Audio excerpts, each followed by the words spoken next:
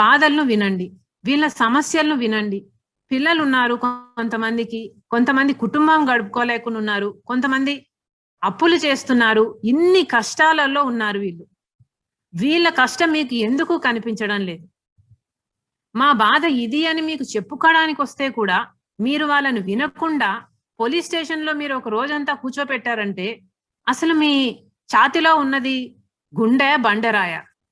గతంలో చంద్రబాబు గారు కాంట్రాక్ట్ పద్ధతిలో పోస్టింగ్లు ఇస్తుంటే కాంట్రాక్ట్ టీచర్లే, కాంట్రాక్ట్ లెక్చరర్లే, కాంట్రాక్ట్ డాక్టర్లే. మరి అన్ని కాంట్రాక్ట్ అయినప్పుడు సీఎం పదవి మాత్రం ఎందుకు కాంట్రాక్ట్ అయి ఉండకూడదు? చంద్రబాబు గారిని ఎద్దేవా చేశారు. చంద్రబాబు గారిని గురించి మాట్లాడుతూ కాంట్రాక్ట్ ఉద్యోగాలకు చంద్రబాబు గారు కిటికీలు తెరుస్తున్నాడు అని విమర్శించారు. ఉద్యోగాలకు దర్వాజాలు తెరవట్లేదా? కాంట్రాక్ట్ పద్ధతిలో కాదు, దయచేసి కాంట్రాక్ట్ పద్ధతిలో కాకుండా పర్మనెంట్ బేసిస్ లోనే నియమించండి.